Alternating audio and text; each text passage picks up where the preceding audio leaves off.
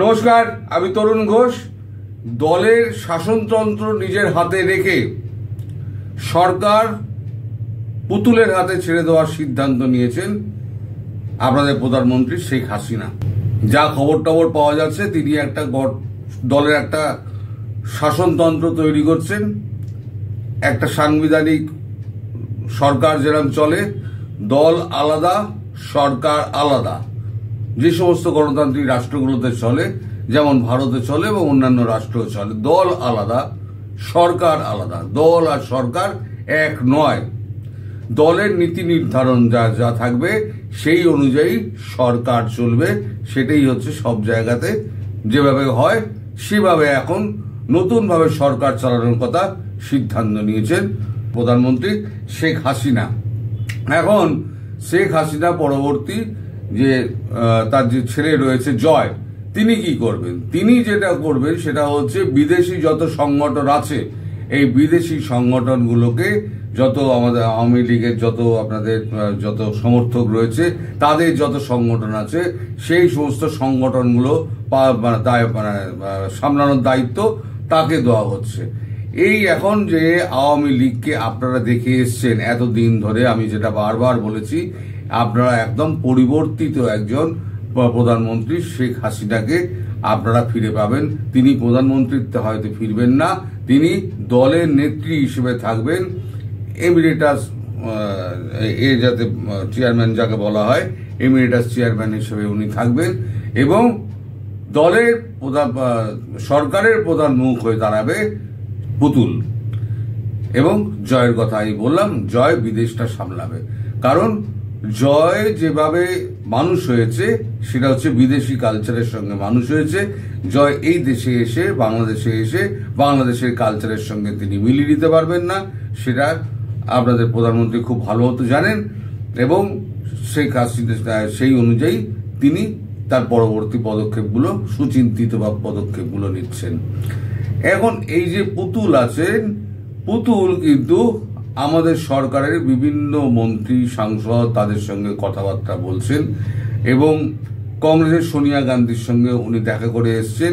উনি নিজেকে ওই পদের জন্য গুছিয়ে রাখছেন চারদিক দিয়ে। একদম ভারতের সমর্থনটা নিজের মা যেরকম ভাবে মেনটেন করেছেন সেইভাবে উনি মেনটেন করার জন্য উনি সমস্ত দলের সঙ্গে, সে একদম জেডিইউ থেকে আপনার এ পর্যন্ত, এসপি পর্যন্ত সবার সঙ্গে উনি কথাবার্তা বলে একটা সুসম্পর্ক একটা স্থাপন করে ফেলছেন এই সময়টার মধ্যে। এই যে সময়টা এখন চলছে, এই সময়ের মধ্যে এটা বহুদিন ধরেই চলছে। আমার কানে আসছিল কিন্তু আমি সঠিকভাবে খবর পাচ্ছিলাম না এবং আপনাদের যে বলার মতো একটা জায়গায় আমি যেতে পারছিলাম না।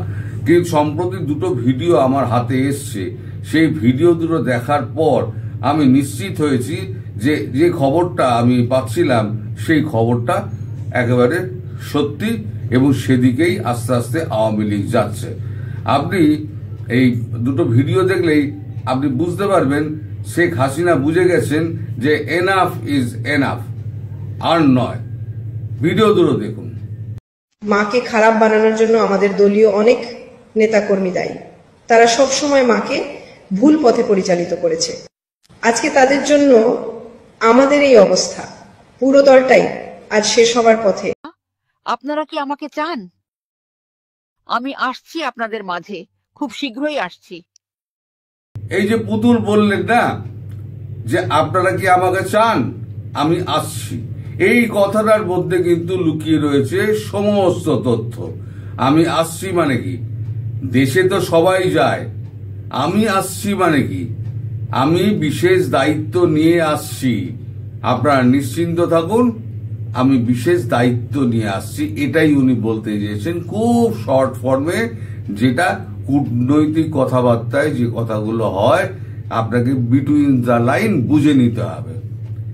এইগুলো এখন উনি করছেন, নিজেকে তৈরি করছেন এই সময়টুকুর মধ্যে। এইবারে এই যে বাকি 264 জন রয়ে গেল, এই 64 জন দুজনে একবার ঢেঁড়া পড়ে গেছে। কিন্তু আমি যেটা বললাম, ঢেঁড়া পড়ে গেছে। এখন এরা কেউ আর দলের মধ্যে স্থান পাবে না, এরা দলের বাইরেই থাকবে। দলের বাইরে থেকে যা শয়তানি করার শয়তানি করবে এবং দেশের লোক, এদের বুঝে নেবে এখুনি এরা কি করবে। আওয়ামী লীগের লোকজন খুব ভালো করে জানে এদের কি করে সামলাতে হয়, তো তারা এগুলো সামলে নেবেন বলে আমার বিশ্বাস। এখন এই যে মাঠ পর্যায়ে থেকে আমি বারবার বলছি এবং ভারত সরকারও বারবার বলেছে যে দেশে দলের মধ্যে এবং আপনার এর মধ্যে কি বলে সরকারের মধ্যে মানে একটা গণতন্ত্র আনুন। মাঠ পর্যায়ের লেভেল থেকে আপনারা ছোট ছোট ছোট ছোট নেতা, অঞ্চল ভিত্তিক নেতা আনুন, তাদের মধ্যে থেকে আপনারা নেতা খুঁজে নিন। নেতা খুঁজে নিয়ে সেখান থেকে ধাপের পর ধাপ যেরকম ওঠে সেরকম ভাবে আস্তে আস্তে প্রমোশন নিয়ে আস্তে আস্তে ওপরের দিকে আসুন। বাইরে যে এলো তাকে ধরে নিয়ে এসে একেবারে নেতা বানিয়ে দিলেন, সেরকম ভাবে দল চালালে সেই দল টিকবে না।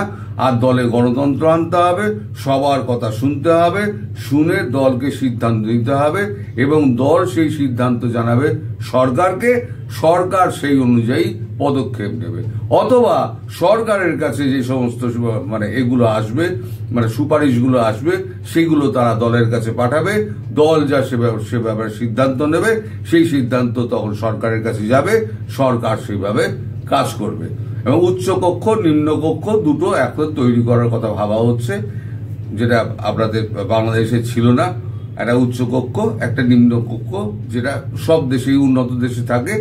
সেটা একটা উন্নত দেশ তৈরি করার জন্য যা যা প্রয়োজন শেখ হাসিনা কিন্তু তাই করছেন। এখন তার ঘর গোছানোর পালা।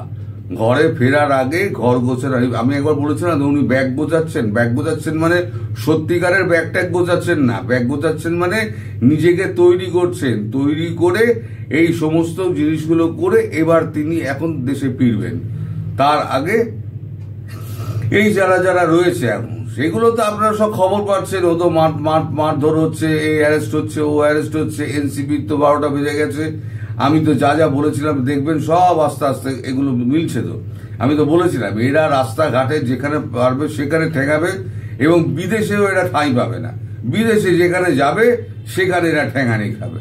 তা বিদেশে ঠেঙানি খাচ্ছে, দেশেও ঠেঙানি খাচ্ছে। এই দেশে বিদেশে সব জায়গায় ঠেঙানি খেতে খেতে দেখবেন একদিন জামা কাপড় খুলে একদম জাঙ্গিয়া পরে রাস্তা দিয়ে ছুটছে। এটা একটা হবেই।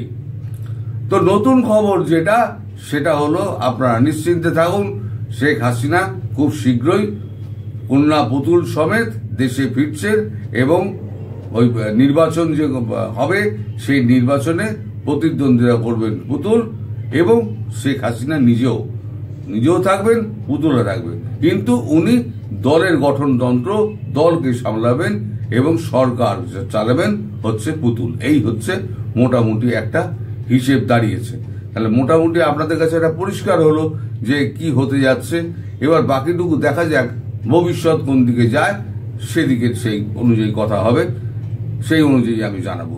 অনেকেই আমাকে আপনার প্রশ্ন করেন যে আপনার সাউন্ডের গোলমাল আছে, আপনার পেছনে একটা গো গো করে শব্দ। আসলে গো গো শব্দটা আমার নয়, আমার কিন্তু এই দেখুন কর্ডলেস মাইক, কিন্তু আমার মাইক ডিজিটেকের কর্ডলেস মাইক।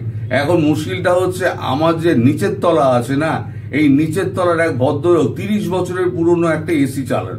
সেই এসিটা যখন থেকে চলে তা আমার ফ্লোর আর তার ফ্লোরের নিচের যে ফ্লোর আছে, আমার 3 তলায়, তো মানে 3 তলা আর উনি থাকেন দোতলায়, 1 তলা আর 3 তলায়, এই তিনজনে আমরা কিন্তু ভুগি। এই তার গো গো শব্দে পুরো বাড়ি কাঁপে। তিনি মেশিন বন্ধ করবেন না, ফলে আমি কোনোভাবেই এই আওয়াজটাকে আটকাতে পারবো না। এইটা নিয়েই আপনাদের সহ্য করে নিয়ে একটুখানি চালাতে হবে, যতক্ষণ না পর্যন্ত উনি এখান থেকে অন্যত্র সরে যাচ্ছেন। উনি ভাড়া এসছেন, উনি এসে আমাদের এই এতদিন ধরে এবার জ্বালানো পোড়ানো শুরু করেছেন। কবে উনি যাবেন আমরা এখন ভগবানের কাছে প্রার্থনা করছি। তো আপনারাও আমার সঙ্গে প্রার্থনা করুন। সবাই ভালো থাকবেন, সুস্থ থাকবেন এবং সাবধানে থাকবেন। নমস্কার।